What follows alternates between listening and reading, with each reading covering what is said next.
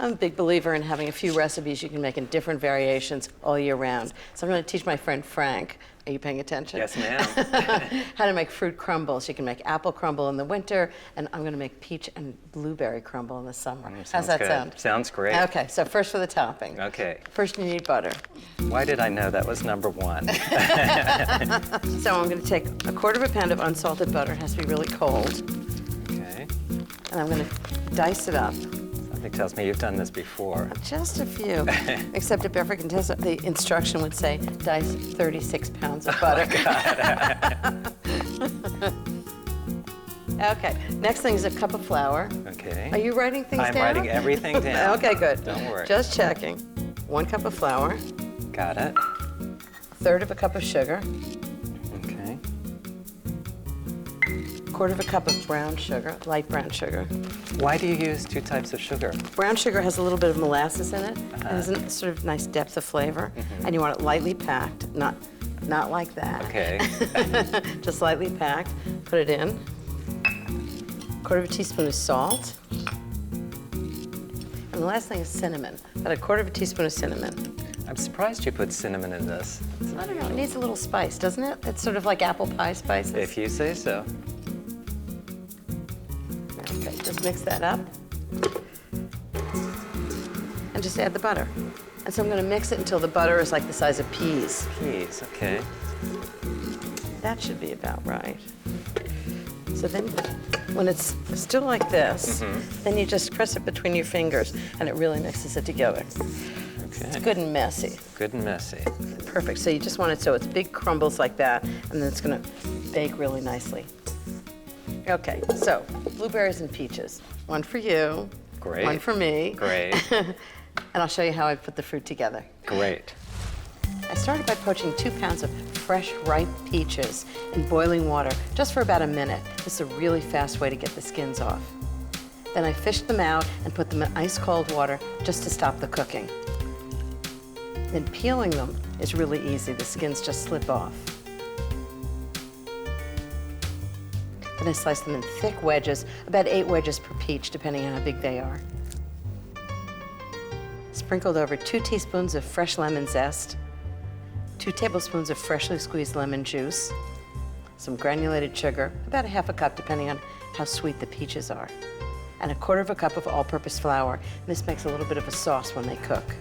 Then gently mix in all the fresh blueberries, the peaches, and put them in all of the ramekins. Okay, time to do the crumble. Okay. So how thick do you make that? Is it like a 1/2 an inch, or just Yeah, covers the fruit? Covers or? the fruit, yeah. Okay. That's a good one. And you don't pat Covers it the fruit. down, or? No, because you want it to sort of brown when it's crumbly. If it's patted down, it won't have like edges. Okay. And actually, I do it on parchment paper on a sheet pan, not because you need the parchment paper, because when it bubbles over, you don't have to wash the pan. Oh, that's as good. Right? This You can is just throw it important. away. Yes.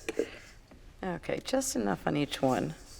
These are going to go into the oven, 350 degrees, Okay. for about 40 to 45 minutes, until they're nice and brown and crumbly. But you know, the good news about this is they last in the refrigerator unbaked. Oh, good. So how about if I just bake off 2 for you and me? That sounds great.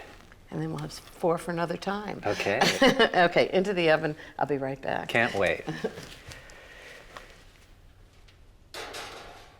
So what other kind of fruit can you use in a crumble? All kinds. How about we have a cup of coffee and I tell you about them? Tell me all about it. Well, you can't beat an old classic like old-fashioned apple crisp. I made it when Devin and Eli Zabar came with their chic French friends. It was real comfort food, and you know how I like to serve up something casual when people are expecting something fancy. Yes, I do know that. And then you can add things to the apples, you know, like pears. I remember I made that for Jeffrey one time. He must have loved it. And then at the barn warming, when the barn was finished, for real autumn dessert, I had cranberries. And I had individual cranberry, apple, and pear crisps. That sounds terrific. Raspberries are also great in crisps. They're great with peaches. Once I had a potluck party, and my card shark friend Mark made them. Bravo, bravo. I don't remember being invited to that party. I think you need to play cards. You hate cards. And I don't play bridge, you're Yeah. right. All right, you ready for blueberry and peach crumbles?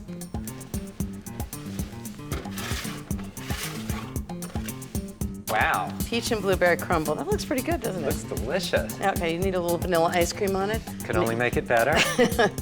I love the way the blueberries drips out the side. Okay, gentlemen, start your spoons. Thank you. So this looks pretty good, doesn't it? Wow, that's delicious. I love it. It's crumbly and sweet, and its texture's good. It's awesome. It's awesome. Good. So what are you making next? I'm making lime meringue tart.